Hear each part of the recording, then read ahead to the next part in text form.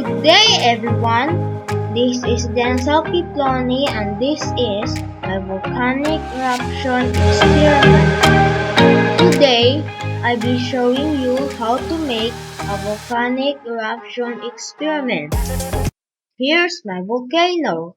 I wrap a small bottle with crumpled papers to form a volcano shape.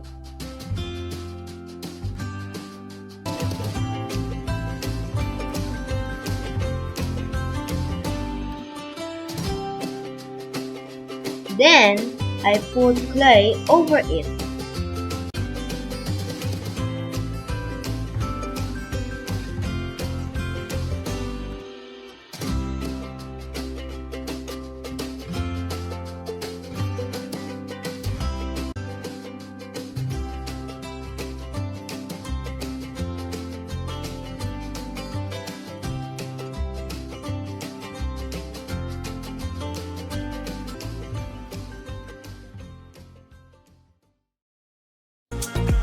Here are my ingredients: baking soda, vinegar, dishwashing liquid, food coloring, and spoon to mix.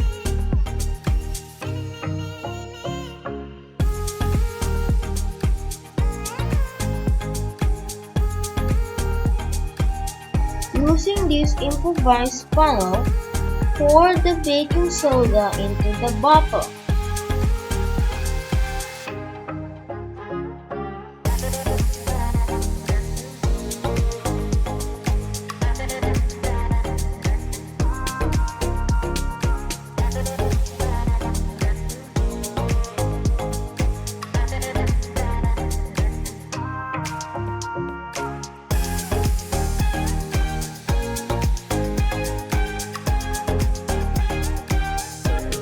Add dishwashing liquid into the volcano.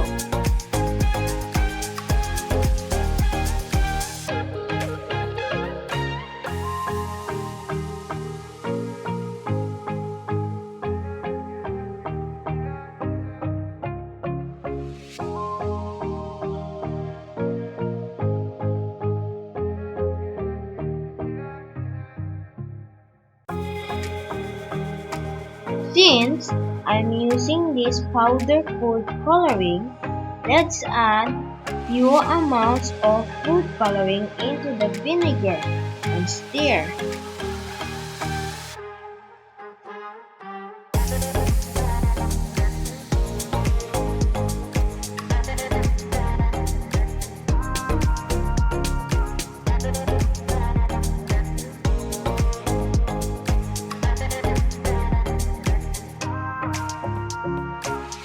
And add the vinegar into the volcano. And volcanic eruption!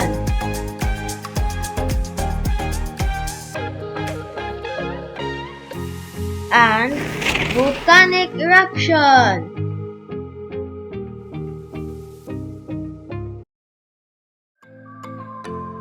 That's all for today.